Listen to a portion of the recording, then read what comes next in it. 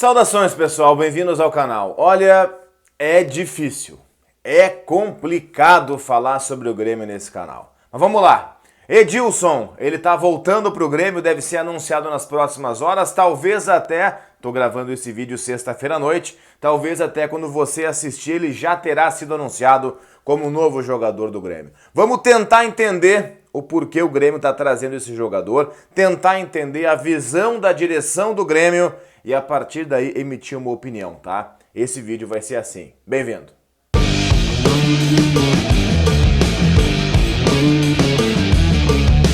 Lembro para vocês também que na aba comunidade aqui desse canal tá rolando uma enquete em que eu tô perguntando para vocês o que vocês acham do retorno do Edilson ao Grêmio, tá? Se não quiser votar na enquete, não tem problema. Aqui embaixo, nesse vídeo mesmo, a caixa de comentários está aberta para você mandar a sua opinião. Aproveita, deixa o like no vídeo, se inscreve no canal pra gente trocar essa ideia. Antes de emitir a opinião sobre o Edilson, eu quero entender o porquê a direção do Grêmio está atrás desse jogador. São duas justificativas, tá? Vamos para a primeira linha. A primeira vertente diz o seguinte: o Grêmio precisa de uma liderança.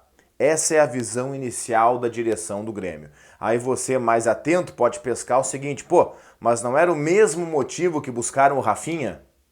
Pois é. É o mesmo motivo pelo qual buscaram o Rafinha há pouco mais de um ano. E o Edilson joga muito menos do que o Rafinha, sabemos todos nós. Na real, gente, o Edilson, tá? Ele não foi procurado inicialmente pelo Grêmio. Isso tem que ficar claro. O Edilson, ele se ofereceu. O Edilson, através de muitos amigos que ele tem, alguns até influencers e ativos em redes sociais, alguns ex-jogadores do Grêmio ainda ligados com o pessoal que está por lá, o Edilson se ofereceu, se colocou à disposição para jogar no Grêmio. O Grêmio, num primeiro momento, disse não, valeu, muito obrigado, 35 anos, não serve.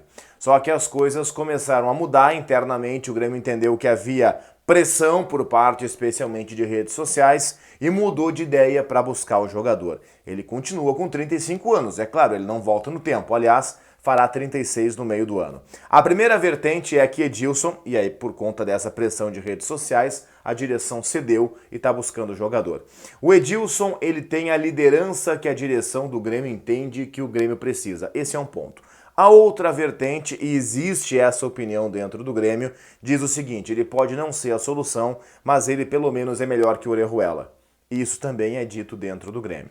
Eu preciso dizer o seguinte: mesmo que essa segunda vertente seja verdadeira, eu concordo, eu acho ele melhor que o Orejuela, tem outros tantos jogadores que você pode contratar no mercado que também são melhores que o Orejuela e que vão te dar uma entrega maior por mais tempo.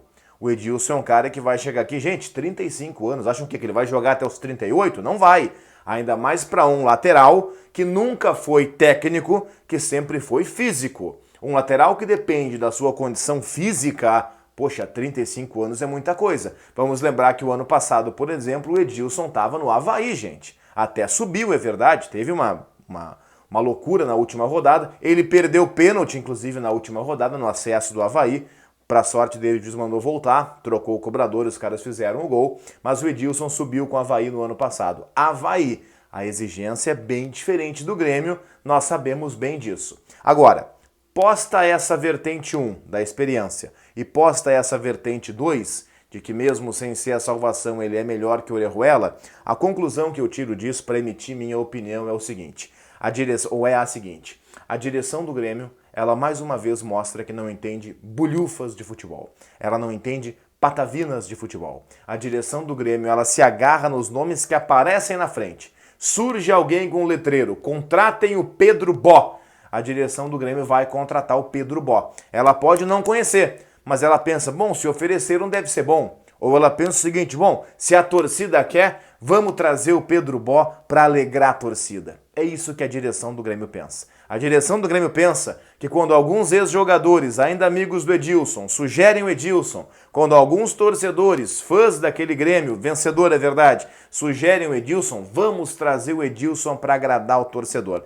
É uma manobra, inclusive, populista da direção do Grêmio. O X de tudo é o seguinte: o Grêmio continua, gente, contratando com base no passado e não no futuro e muito menos no presente, porque do presente eles não entendem bosta nenhuma. Então a verdade é essa: o Grêmio continua contratando olhando para trás e não para frente. E faz isso há muito tempo. Fez isso com o Michael Suel, fez isso com o Thiago Neves, fez isso com o Robinho, fez isso com o Vanderlei, fez isso com o Paulo Vitor, fez isso com o David Braz, fez isso com tantos outros jogadores que chegaram aqui acima dos 30 anos com base naquilo que eles fizeram atrás na sua carreira e não com base naquilo que eles poderiam fazer para frente.